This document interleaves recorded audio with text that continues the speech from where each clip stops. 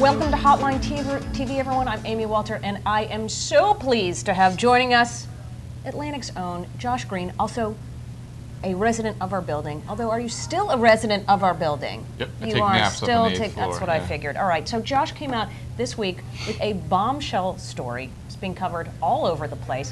130 leaked emails, memos describing basically the fall of the Hillary Clinton for President campaign. He's going to give us some insights on what he learned. All right, first of all, Josh, are you in the witness protection program now? I am now, yeah. You can call me something else. So I should have introduced, oh my gosh, we should have put the bars. You blew it already. Already, yeah. We've thrown this out. Although doing the interviews on CNN probably not as helpful to your changing identity. I went under right after that. Right after that, yeah. But seriously, have you gotten lots of angry phone calls from Hillary Clinton supporters saying you are a horrible person for what you did? Yeah, but I mean, I kind of got those beforehand anyway, so they sort of ticked up a little bit. Probably tick back down in a couple of weeks, but. And what's their beef? I mean, really, what you were doing is you're exposing the inner workings of a campaign. I thought I was providing a public service. Oh, they did. chose not to see it that way, and it was more of the the patriarchy trying to bring down their candidate, and so but she's got one more shot at the convention, so. Yeah, it's not too late. Not too late to do what? To wrest the nomination from presumed nominee Barack Obama. So. That's a very good point. Are they still? Have you found those memos yet? No, I'm still looking for those ones. Somebody, yeah. whoever has them, call me. Yeah, he's good at it. You might start thinking about that. All right. So, based on your reading of these, who in the campaign hated who more? Who was the top in terms of the hierarchy there? I mean, it's neck and neck. But if you were to take and add up, collectively the animosity directed at Mark Penn, I think that would outweigh everything else combined. Right. I mean, was the goal here then just to embarrass Mark Penn? No, I think the goal for everybody was to embarrass somebody else. So everybody was doing a CYA as well as a this wasn't my fault. Yeah, pretty much. And I think also partly the goal was to embarrass Clinton herself, or at least to kind of let her know what she didn't really figure out during the campaign, which is that hey, things aren't working real well here. Let's change it up. But Penn's advice wasn't actually that crazy. Many of those memos actually make him look somewhat prescient, as opposed to. You'd have a hard time hearing that said on cable today. but yeah, I mean, one of the things the memos show. Yeah, I mean, for if you subtract the xenophobia and a few other things. Yeah, the anti-American. I mean, you are left with a pretty clear, comprehensive, hard-hitting strategy. But the problem with that strategy and the other 42 strategies that were evidently under consideration was that nobody ever put them into effect, and everybody was fighting with everybody else and undermining everybody else. And so, at least the memos give you a shot to sort of see what it was that Penn wanted to do if anybody had actually had control of the campaign. Now, what did you think when you saw folks, Carville mentioned this, you saw Howard Wolfson sort of suggesting that if had Edwards' affair been reported on and actually exposed earlier in the campaign, they would be the nominee? I mean, is this suggesting that despite everything you've read and everything you've written, they still don't get why they lost?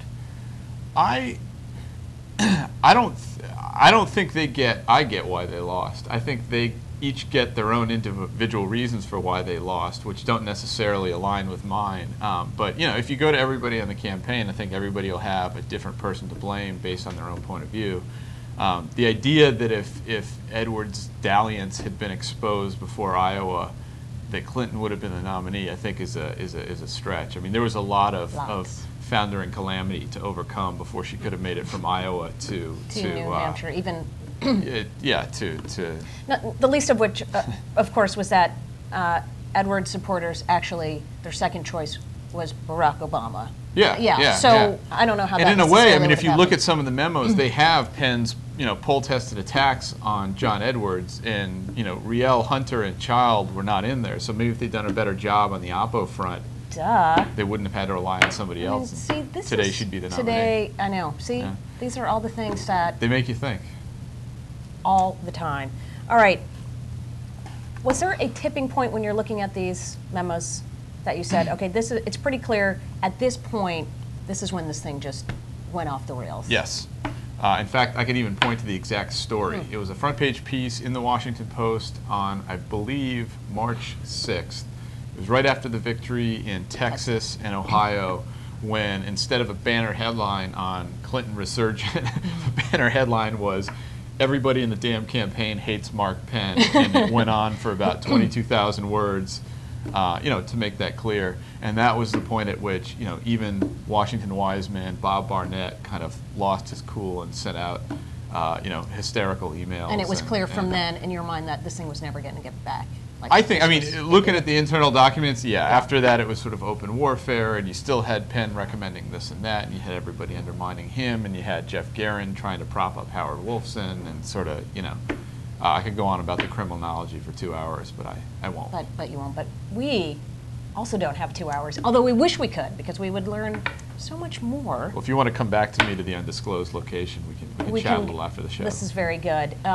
And your Social Security number, all of that, right? You've gone. Scrubbed all of that. Gone. Totally gone. Yeah. So for anybody who's also looking for a job as a car starter, you're also food employing this tester. And food tester. Yeah. He's looking for some folks. So that is totally cool. All right. So the next thing we'll see from you is when will we get the leaked Obama McCain emails? We're waiting for those. I'm still waiting for those to arrive. Right. So, I like I said, my email address is easy to find online. Willing recipient. Always protect my sources. Nice. Right? Yeah. No. Listen. Totally. And that's what we're here. Take We're it from promoting. her. Yeah. Yeah. I have my own story about you coming out. You didn't even know it. All right. That's all the time we have for today. We'll see you next time on Hotline TV.